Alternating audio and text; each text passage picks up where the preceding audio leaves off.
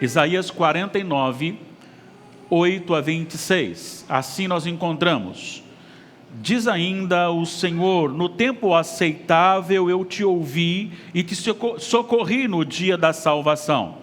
Guardar-te-ei e te farei mediador da aliança do povo, para restaurares a terra que lhe repartires as herdades assoladas, para dizeres aos presos, saí, e aos que estão em trevas, aparecei.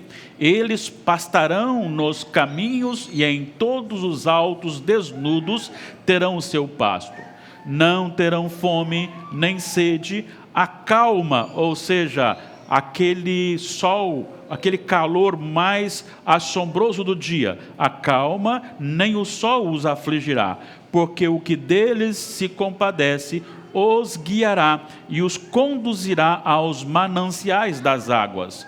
Transformarei todos os meus montes em caminhos e as minhas veredas serão alteadas.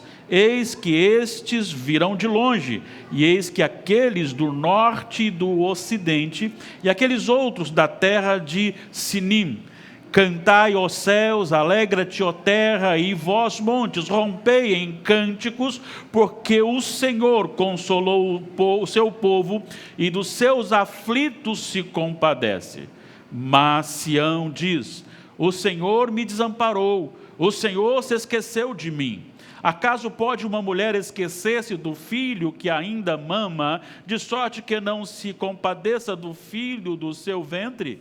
Mas ainda que esta viesse a se esquecer dele, eu, todavia, não me esquecerei de ti. Eis que nas palmas das minhas mãos te gravei, e os teus muros estão continuamente perante mim. Os teus filhos virão apressadamente, ao passo que os teus destruidores e os teus assoladores se retiram do teu meio. Levanta os olhos ao redor e olha, todos esses que se ajuntam vêm a ti. Tão certo como eu vivo, diz o Senhor, de todas esses te servirás, te vestirás como de um ornamento, e deles te cingirás como noiva. Pois quanto aos teus lugares desertos e desolados, e a tua terra destruída, agora tu, ó Sião, certamente serás estreita demais para os moradores, e os que te devoravam estarão longe de ti. Até mesmo os teus filhos que de ti foram tirados dirão aos teus ouvidos: muito estreito é para mim este lugar, dá-me espaço em que eu habite. E dirás contigo mesma: quem me gerou estes? Pois eu estava desfilhada e estéril, em exílio e repelida. Quem, pois, me criou estes? Fui deixada sozinha. Estes onde estavam? Assim diz o Senhor Deus: eis que levantarei a mão para as nações e ante os povos arvorarei a minha bandeira. Eles trarão os teus filhos nos braços e as tuas filhas serão levadas sobre os ombros. Reis serão os teus aios e rainhas as tuas amas. Diante de ti se inclinarão com o rosto em terra e lamberão o pó dos teus pés. Saberás que eu sou o Senhor e que os que esperam em mim não serão envergonhados. Tirar-se-ia a presa ao valente? Acaso os presos poderiam fugir ao tirano? Mas assim diz o Senhor: por certo que os presos se tirarão ao valente, e a presa do tirano fugirá, porque eu contenderei com os que contendem contigo, e salvarei os teus filhos. Sustentarei os teus opressores com a sua própria carne, e com o seu próprio sangue se embriagarão, como com vinho novo.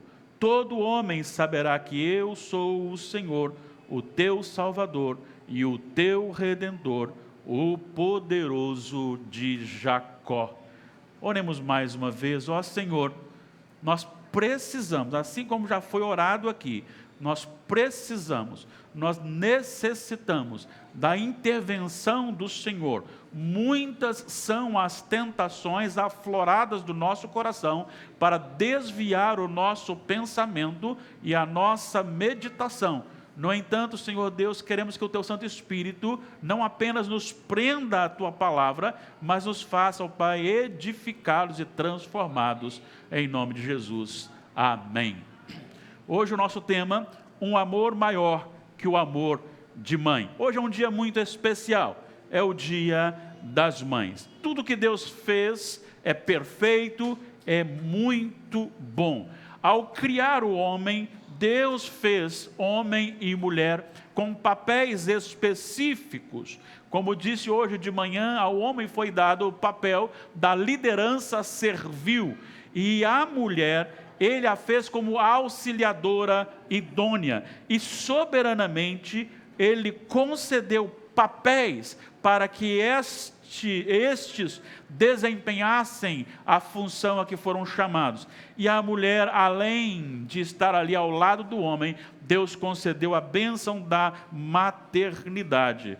Isso não foi concedido a nós, os homens. Há um vínculo muito especial, há um vínculo muito profundo entre o bebê e sua mãe. E qual a razão desse vínculo? Está justamente na maneira como Deus decidiu, Deus decretou fazer gerar, fazer crescer. Porque Deus é que está por trás de tudo, mas Ele usa a própria mãe para que através da mãe este bebê seja desenvolvido no ventre materno. Cada órgão do seu corpo é desenvolvido dentro da alimentação que ele tem da própria mãe. E às vezes ele vai sugando, e às vezes ele vai pegando e vai sendo alimentado com tudo aquilo que Deus deu para que a mãe alimentasse. E no processo do corpo da mãe, na alimentação da mãe, este bebê vai sendo alimentado. Então, desta forma, faz o amor de mãe ser não maior que o amor de pai, porque eu sou pai e sei disso, mas é um amor diferente, um amor com um vínculo maior, porque é através da mãe que cada órgão do corpo é formado. Por isso o amor de mãe não é só na história celebrado, mas é na própria palavra de Deus celebrado, porque é um amor espetacular, especial e maravilhoso. No entanto, há um amor que sobrepõe ao amor de mãe. E nós acabamos de ler esse texto riquíssimo. Eu gostaria de trabalhar com vocês. Espero conseguir fazer um resumo disso, porque o nosso tempo não suportaria tantas informações e ricas informações. É sabido que a profecia, ela dirige-se ao tempo em que o povo de Judá estava cativo na Babilônia. Referia-se ao cativeiro da Babilônia.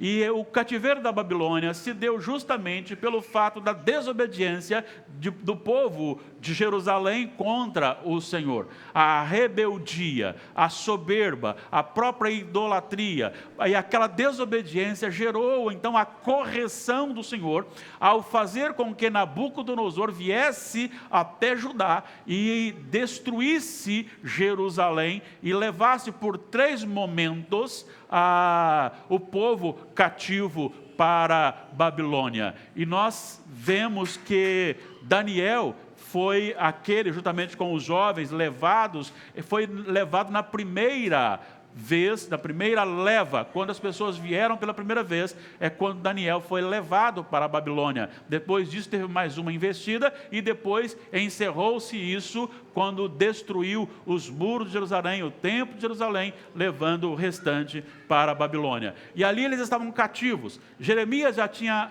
testemunhado que este povo ficaria cativo por 70 anos. E enquanto este povo está cativo ali, há uma tristeza no coração. É como se ele se sentisse profundamente abandonado. E o profeta Isaías é usado por Deus para dirigir esta mensagem. E esta mensagem dirigida, ela tem 3 pontos específicos que nós precisamos entender. E esses pontos vão do versículo 8 até o versículo 13, do versículo 14 até o versículo 21, e depois do 21 ao 26. O primeiro ponto tratado aqui, dos primeiros versículos de 8 ao 13, é uma palavra dirigida ao povo que está no cativeiro. É Deus falando direto ao povo numa mensagem de conforto, de consolo, de encorajamento. É uma assistência de Deus no momento do cativeiro. O povo está sofrendo, e o sofrimento ali não é um sofrimento de maus tratos, até porque eles eram até bem tratados. Havia até pedido para que eles louvassem, cantassem, tocassem harpa, porque o povo gostava de ouvir os louvores a Deus. É só olhar Neemias. Neemias era o copeiro-chefe do rei, e Neemias tem um carinho do rei. Ao vê-lo entristecido, pergunta o que está acontecendo. Há uma preocupação do rei para com Neemias. No entanto, o que gerava a dor daquele povo era o distanciamento de Deus, o distanciamento da sua terra, e esse distanciamento da terra está subjugado a Nabucodonosor e depois a outros imperadores, simbolizava o afastamento de Deus. Perdeu-se ali a comunhão com Deus.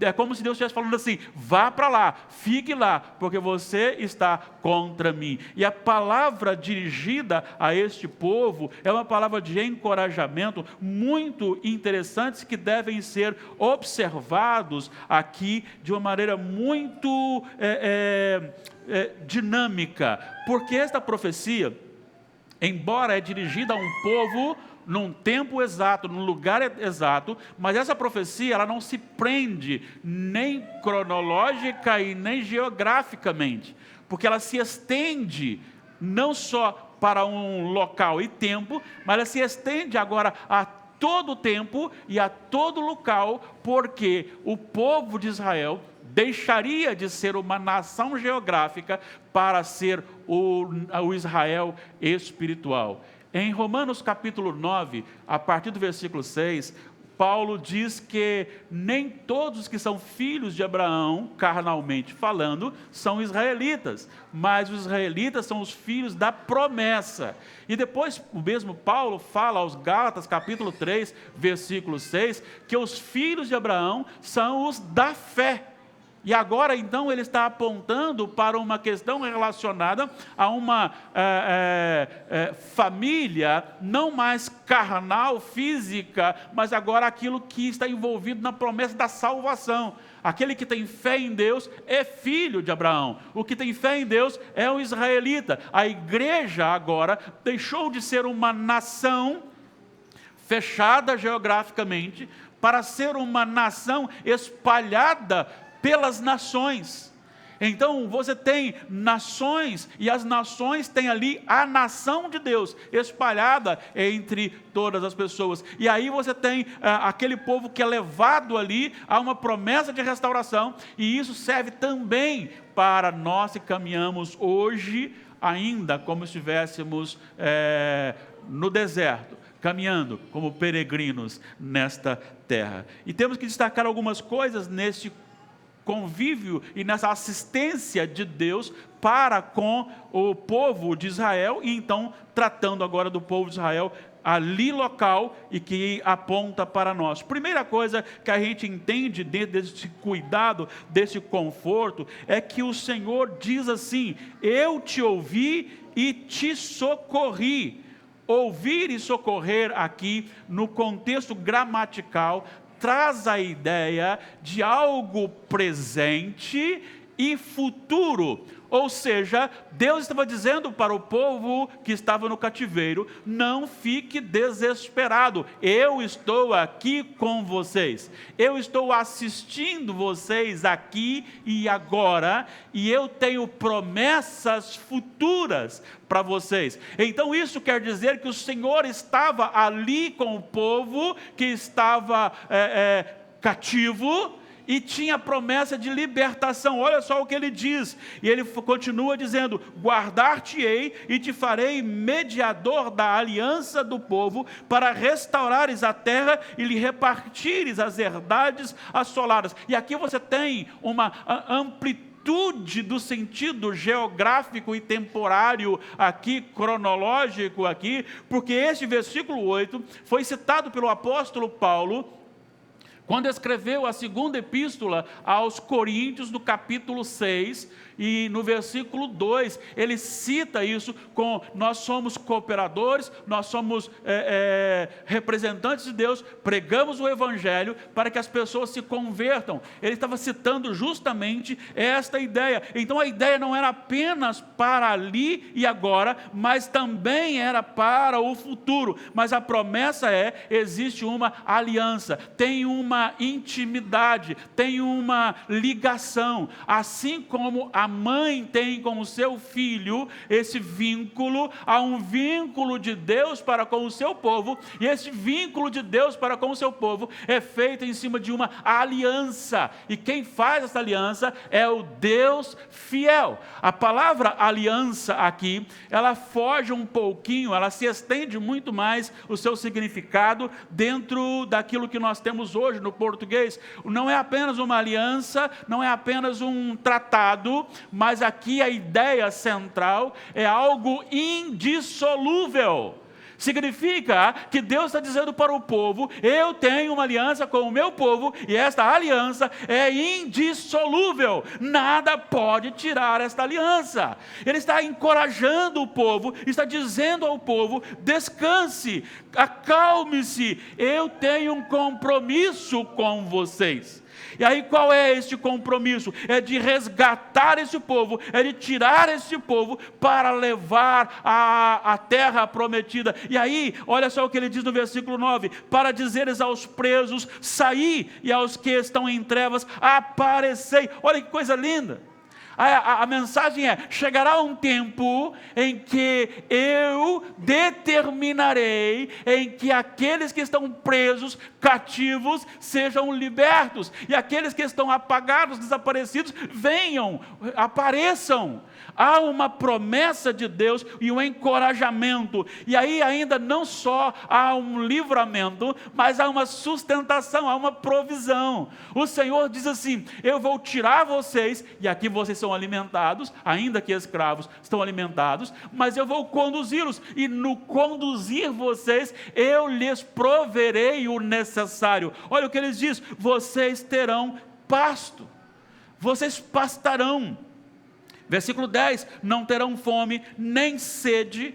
Como eu disse quando eu li, a calma, ou seja, aquele momento mais quente do sol do dia, isto não terá poder sobre vocês, nem o sol os afligirá, porque deles se compadece, porque o que deles se compadece os guiará. O que ele está dizendo aqui, que fiquem tranquilos, que quando chegar o momento exato, não só os tirarei, mas eu proverei tudo no caminho, e eu estarei com vocês, eu os guiarei. Guiar não é apenas indicar, guiar é ir junto, e os conduzirá aos mananciais de água.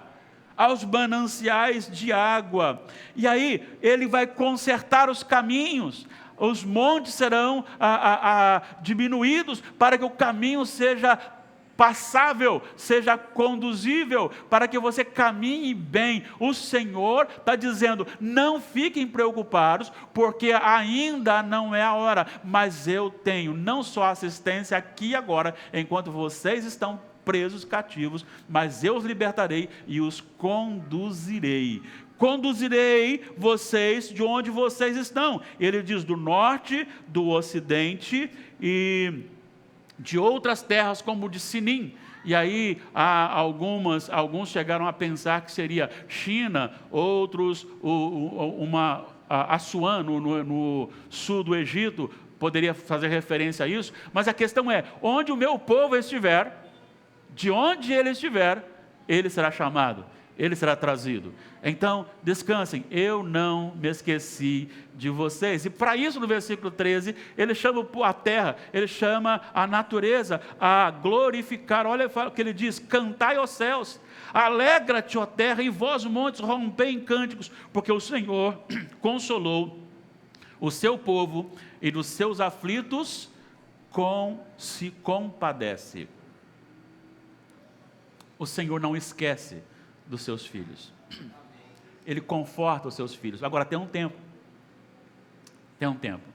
Ouvi um pregador há pouco tempo, ele estava dizendo que os tratamentos que Deus dá para ele, ainda que esteja doendo, ele não quer que seja tirado enquanto não se cumprir o propósito de Deus para a sua vida. Com isso nós podemos afirmar que Deus nos assiste. Deus assiste o seu povo no momento da correção. Isso Ele faz embasado na aliança. Eu quero dizer para você, talvez você esteja atravessando um momento difícil da sua vida. Certamente todos nós passamos momentos difíceis, e todos os momentos difíceis têm um propósito específico, ele tem uma origem que é o pecado de forma geral, que nós nos submetemos a ele, mas há também um cuidado do Senhor neste momento da adversidade, nesse momento da sua correção, no momento da sua dor, no momento da sua dificuldade. Você não está sozinho em momento algum. Deus está ali e Deus está lhe assistindo. Deus está vendo tudo. Ele sabe a sua dor, Ele sabe a sua aflição, Ele sabe o seu medo, Ele sabe a sua necessidade. E Ele não só sabe, mas se você é filho da aliança, você tem a assistência dele no momento da tribulação. O salmista Davi diz: o Senhor é meu pastor, nada me faltará. Ele me faz repousar em pastos verdejantes, leva-me para junto das águas de descanso, refrigera minha alma, guia-me pelas veredas da justiça por amor do seu nome. E aí no versículo 4 ele diz: ainda que eu ande pelo vale da sombra da morte, não temerei mal nenhum, porque tu estás comigo. Nós precisamos ter essa experiência de Deus na vida. Não um Deus que esteve com Davi, não um Deus que esteve com o povo de Israel, não um Deus que esteve com outras pessoas, mas nós precisamos testemunhar de um Deus que está aqui e agora, que está na minha aflição, que está na minha dor, que está na minha causa. Eu tenho que ter essa experiência e saber que Ele não se esqueceu de mim. Talvez não é o tempo ainda, talvez não seja o tempo da minha libertação, talvez não seja o tempo de superar, porque ainda não cumpriu o tratamento, e Deus quer nos tratar, mas Ele não desampara aos seus filhos, aqueles que estão diante dEle. A segunda parte agora já não fala mais ao povo, mas fala à cidade Sião. Agora está falando de Jerusalém, e ele diz: mas Sião, versículo 14, mas Sião diz: o Senhor me desamparou, o Senhor se esqueceu de mim. O que ele está dizendo é que é como se a cidade agora, esvaziada, quebrada, muros quebrados, templo destruído, habitada por um pequeno número de pessoas fracas, doentes, que não tinham condições nenhuma de sobreviver, passando dificuldades. É como se a cidade agora tomasse voz e dissesse: como assim? O Senhor se esqueceu de mim, eu estou vazia. E aí ele cita o exemplo da mãe. Acaso pode uma mulher esquecer-se do filho que ainda mama, de sorte que não se compadeça do filho do seu ventre? Sim, pode acontecer. É claro que não é muito comum isso, mas pode acontecer. Nós temos visto constantemente os jornais mostrando crianças que são encontradas jogadas no lixo, na lixeira, mães que simplesmente abandonam seus filhos. Existem, embora isso seja uma minoria. Mas a mãe, por mais bonito e sublime que seja o seu amor, é um amor falho. Mas Deus diz que, ainda que a mãe faça, Ele não se esqueceria. E o seu amor é um amor que sobrepõe ao amor de mãe. E está ligado também da mesma forma, daquela forma em que a criança, ela é formada pela mãe, por Deus através da mãe. Quando Deus usa os órgãos, o corpo da mãe para alimentar e formar os órgãos do filho, Deus também, de maneira muito pessoal, não só fez o homem, Ele não fez a criação toda assim. A criação foi feita, haja isso, haja aquilo outro, haja o cavalo, haja o boi, haja o gato, haja isso. Mas quando chegou em nós, seres humanos, é por isso que nós somos diferenciados. Nós recebemos uma pessoalidade. Deus disse: façamos o homem à nossa imagem, conforme a nossa semelhança. façamos o homem.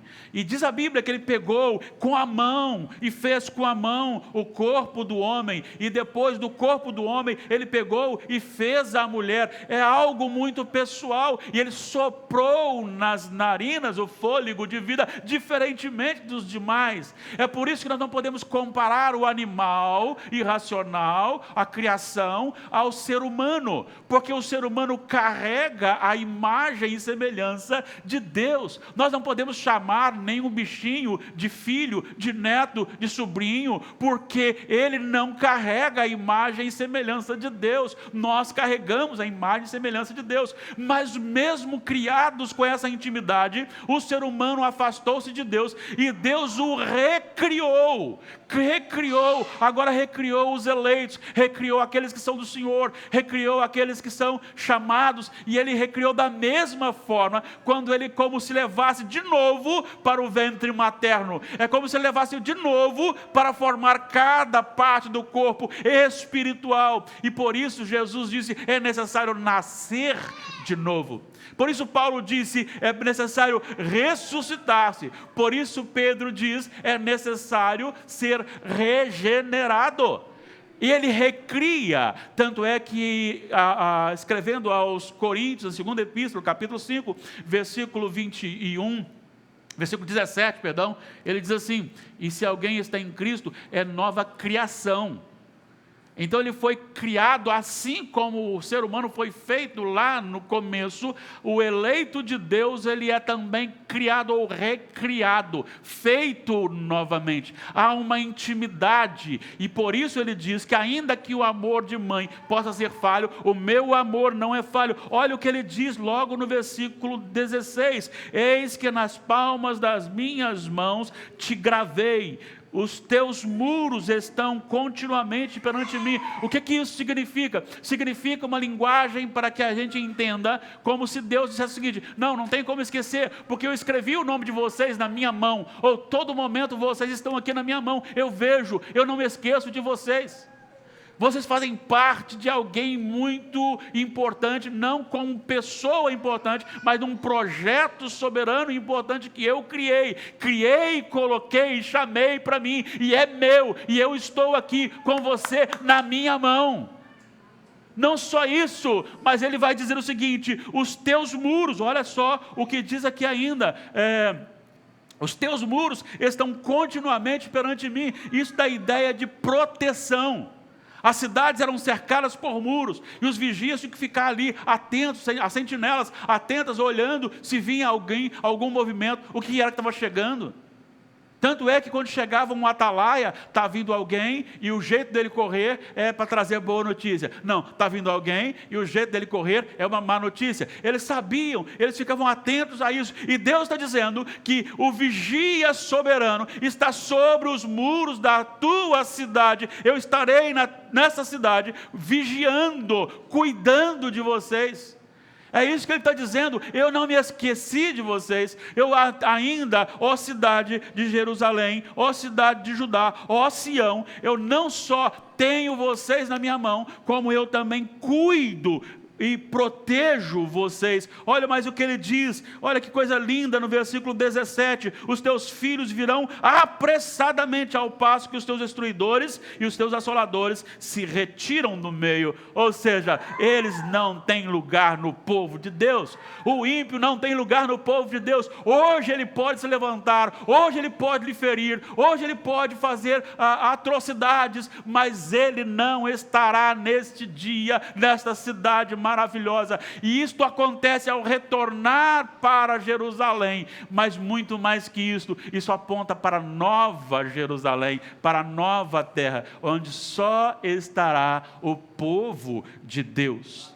Olha só o que ele continua dizendo, versículo 18, levanta os olhos ao redor e olha, todos esses que se ajuntam, vêm a ti. Ele está falando para a cidade está dizendo assim, eu estou assolada, eu estou destruída, eu estou vazia. Ele está dizendo, mas está chegando gente, olhem todos que estão vindo, tão certo como eu vivo, diz o Senhor, de todos esses te vestirás como de um ornamento, e deles te cingirás como noiva. Ou seja, as pessoas chegariam com prosperidade, as pessoas chegariam e tomariam a cidade, tomariam as suas casas, e todos que olhassem para aquela cidade, veria ali um povo farto, um povo abençoado, um povo diferenciado, e a cidade seria como que adornada com esses moradores, que serão trazidos de volta, como uma noiva é adornada.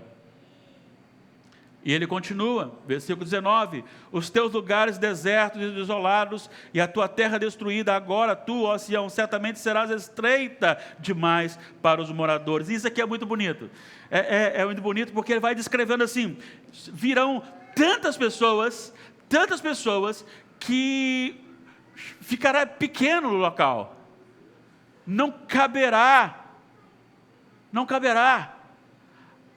O que está acontecendo é que eu estou ajuntando o meu povo, e algo muito maior do que você, Sião, está querendo, acontecerá. E ele vai dizendo o seguinte: chegarão pessoas que ela gerou como cidade, como povo de Deus.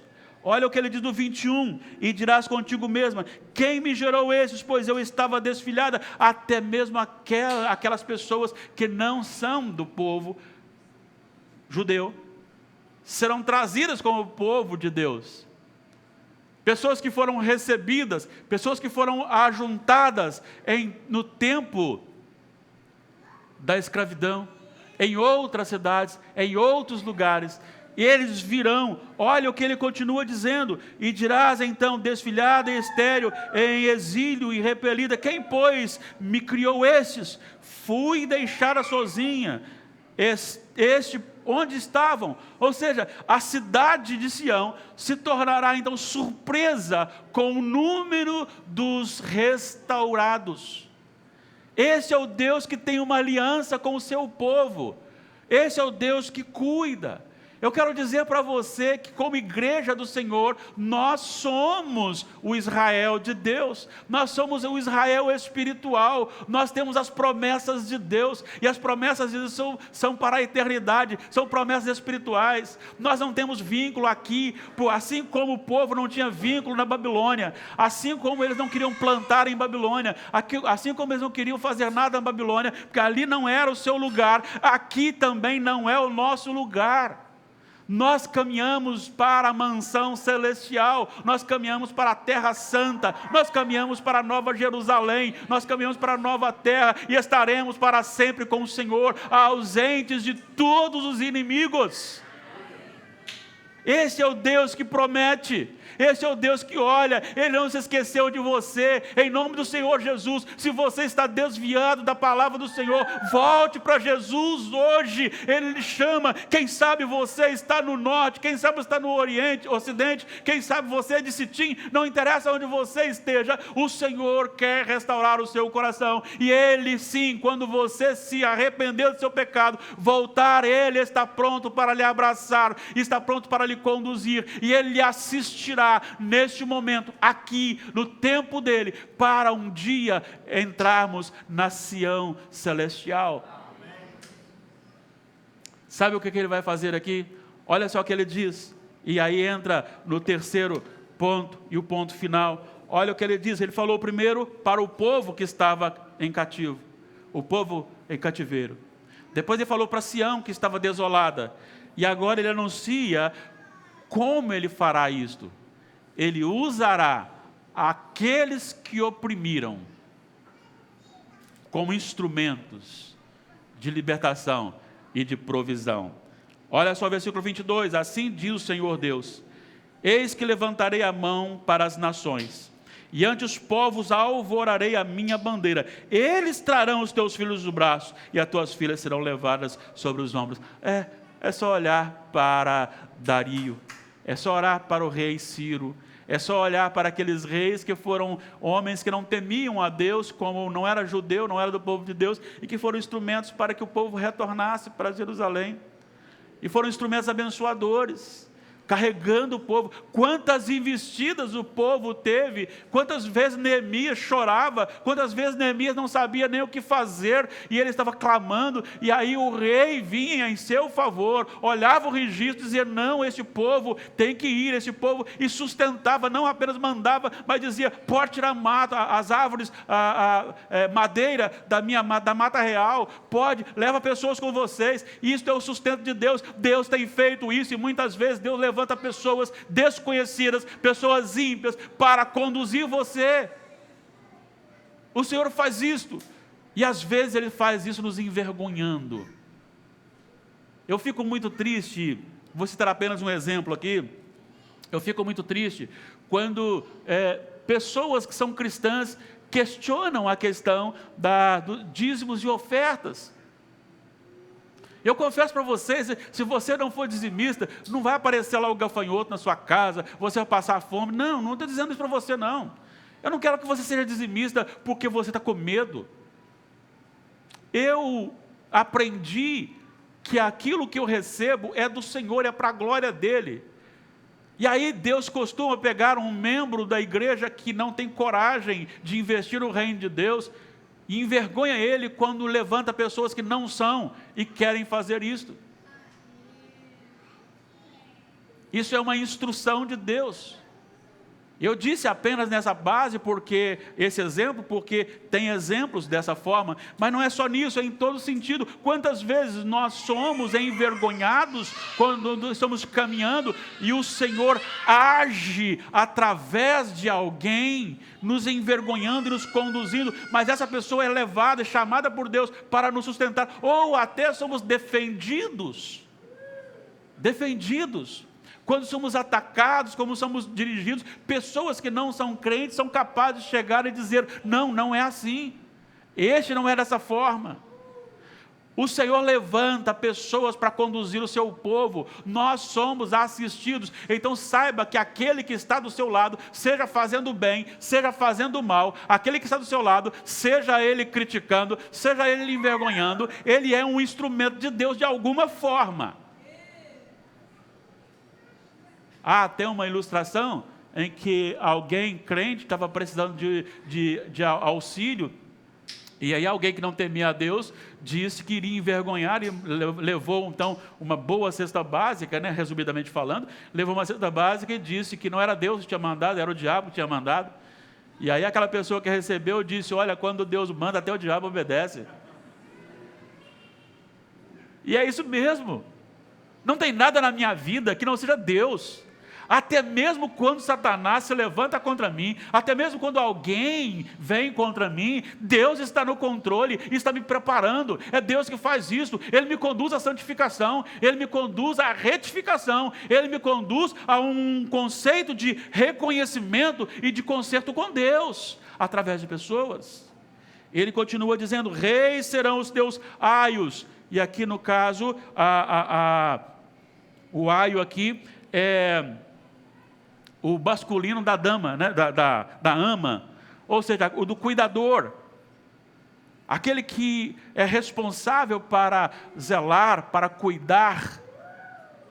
Quando você pega alguém e confia a ela a educação do seu filho, é ele que vai ver a escola para o seu filho, é ele que vai levar o seu filho para a escola, é ele que vai ajudar na educação, ele está dizendo que esses reis seriam os condutores, eles seriam os cuidadores, reis que haviam assolados. E ele diz assim, eles se curvarão e beijarão os pés de vocês empoeirados. Saberás com isso, que eu sou o Senhor, e que os que esperam em mim não serão envergonhados. A igreja precisa acordar para isso, a gente precisa acordar para isso. Nós não nascemos para este mundo, nós não nascemos para aqui, nós não nascemos para as coisas daqui. Saiba disso, você é chamado por Deus e para Deus. Você é chamado para brilhar Jesus neste mundo. Você é chamado para a glória de Deus. Ainda que o sistema se levante contra você, não se preocupe, você não será envergonhado. É promessa do Senhor. E se Ele prometeu, Ele cumpre certamente. E aí há um questionamento do povo. Tirar-se-ia a presa do valente, ou seja, como isso acontecerá? Há um valente, há um imperador, há um agressor. Como libertar esse povo? Ele diz: tirará a presa ao valente? Acaso os presos poderiam fugir do tirano? E a resposta vem no versículo 25: mas assim diz o Senhor. E aqui, preste atenção aí, na sua Bíblia, deve estar com as letras maiúsculas, Senhor. Senhor com letra maiúscula, quando está escrito aqui, é o nome de Deus, o nome pessoal de Deus. É o eu sou, é o Deus da aliança, é o Deus do povo de Deus. É o Deus que se identifica ao seu povo. Aquele Deus que tem um compromisso com o seu povo. Assim diz o Deus que tem compromisso, o Deus da aliança, o eu sou, o Deus todo-poderoso. Por certo que os presos se tirarão ao valente, e a presa do tirano fugirá, porque eu contenderei com os que contendem contigo, e salvarei os teus filhos. Não é você que vai vencer. Você não tem força, eu não tenho força, nós somos pecadores e somos sujeitos a cair, mas nós temos um que guerreia a nossa guerra. Nós temos um que nos livra, um que nos liberta, e que no tempo dele, ele age. É Ele que nos liberta. Talvez você esteja pensando aqui agora: eu estou com um parente, eu estou com um amigo, eu estou com um familiar que está preso às garras de Satanás e que não quer o Senhor Jesus. Eu tenho feito de tudo, e realmente você não poderá convencê-lo, você não poderá convertê-lo, você não poderá tirar da mão do valente, mas tem um que pode guerrear a sua guerra, assim como a promessa que eu contenderei com os que contendem contigo e salvarei os teus filhos. Eu preciso crer nessa promessa e buscar isso do Senhor. Não desista nunca. Não desista nunca, porque esse amor de Deus, ele é maior que o amor de mãe, ele é perfeito, e ele cuida do seu povo, ele cuida dos seus. Sustentarei os teus opressores com a sua própria carne, ou seja, eles se destruirão, eles serão embriagados com o próprio sangue. E aí olha só para o final: todo homem saberá que eu sou o Senhor, o teu Salvador, o teu Redentor, o poderoso de Jacó. Não pense que você é bonitinho. Não pense que você é bonitinho. Não pense que você é bonzinho. Não pense que você é santinho. E por isso Deus vai olhar para você. Não pense que o motivo do agir de Deus, tanto quando Ele diz: estou com vocês no momento da crise, quando diz para Sião, para a cidade: fique tranquila que haverá restauração, vou trazer o povo, e um povo gigantesco. E quando ele diz que eu farei isto com o meu poder, usando quem eu quero, não pense que isto envolve a sua grandeza, a minha, a nossa grandeza. Não pense que isso tem a ver comigo e com você. Isso tem a ver com a glória do Senhor. Deus sendo glorificado em você, Deus sendo glorificado em mim, Deus sendo glorificado nas suas ações graciosas e misericordiosas. E Ele vai dizer que agora, na sua bênção, na sua libertação, na libertação da sua família, na restauração da sua vida, Ele vai dizer assim: todo homem saberá que eu sou o Senhor, o teu Salvador. Não só o teu Salvador, mas também o teu Redentor. Não só o teu Redentor, mas o poderoso de Jacó ou de Israel. Este é o princípio, esta é a razão. Então eu quero dizer para você que, como o Israel de Deus, essas promessas se dirigem a nós também. Ali naquele tempo era para os 70 anos de cativeiro na Babilônia. Era a libertação do povo que foi devolvido a Jerusalém através dos dois, Esdras e Neemias.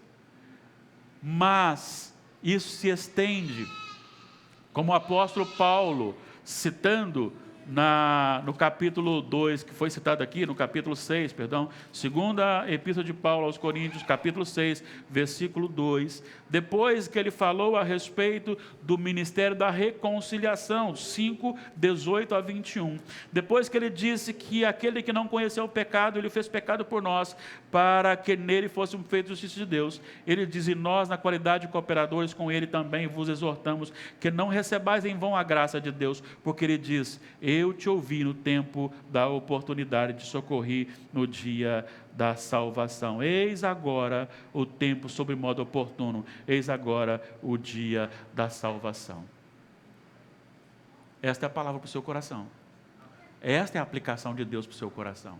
Pastor, eu já sou crente. Não interessa. É esta a palavra de hoje para você, para mim também. Muitas vezes nós vivemos uma vida muito medíocre diante do Senhor. Investimos muito mais em nós mesmos, investimos mais nas coisas daqui da terra, como se fôssemos cidadãos daqui. Mas o Senhor está dizendo para o seu coração, citando o versículo 8 do capítulo 49, e depois disso ele diz: eis agora o tempo sobre modo oportuno, eis agora o dia da salvação. Eu queria que você, que já é crente, pensasse na sua vida. Primeiro, que tudo tem um propósito de Deus. Tudo tem um propósito de Deus. E talvez aquele momento que você esteja passando, e que eu estou passando, que nós passamos, Deus está tratando conosco. E ao tratar conosco, por causa das nossas falhas e nossos pecados, Ele às vezes permite, nos leva para um estado desagradável em que somos envergonhados. Mas mesmo nesse estado envergonhado, o Senhor é misericordioso e Ele está presente nos assistindo.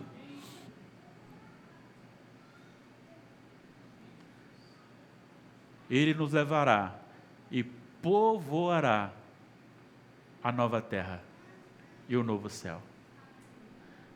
A nova terra e o novo céu comportará multidões e multidões, vestidos de branco.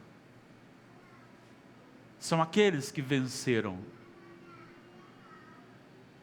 E no capítulo 8 de Romanos, versículo 37, ele diz que somos mais que vencedores, por meio daquele que nos amou. Seremos levados para a nova terra, para o novo céu. E enquanto estamos aqui, Ele vai nos conduzindo através de todos os acontecimentos, porque todas as coisas cooperam para o bem daqueles que amam a Deus, daqueles que são chamados segundo o seu propósito.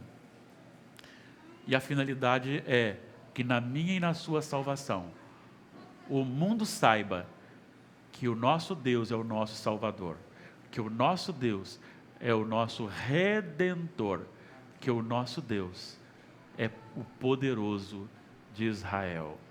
A glória do Senhor reconhecida na sua e na minha vida, nos feitos dele, na nossa salvação. E por isso eu encerrei lendo Paulo aos Coríntios. Hoje é o dia, amanhã não nos pertence. Amanhã não nos pertence. Essa semana nós estivemos no velório, no sepultamento da nossa irmã Ada. E quem conhecia a Ada sabia das suas atividades, a sua correria, e rapidamente definhou-se e foi recolhida. Nós não sabemos se teremos oportunidade amanhã. E queria dizer para você mais uma coisinha. Para você que já ouviu a palavra, é mais sério ainda. É mais sério. Assim como há galardão para os que se gastam no serviço do Senhor, por amor ao Senhor, há também intensidade no juízo final. Então, por isso, em nome de Jesus, faça um concerto aqui e agora. Não importa. Sei que a Damares tem que retornar para casa mais cedo, porque ela está ajudando lá. Mas alguém lhe dá carona se for necessário. Se você quiser conversar comigo depois, eu fico aqui para conversar com você. Mas não saia daqui sem tomar essa decisão por Jesus. Deus abençoe a sua vida, o seu coração. Deus nos abençoe. Deus os faça seus filhos confiantes, consolados, confortados e firmados nele. Que a bênção, Senhor Deus, tua, seja ministrada sobre o nosso coração.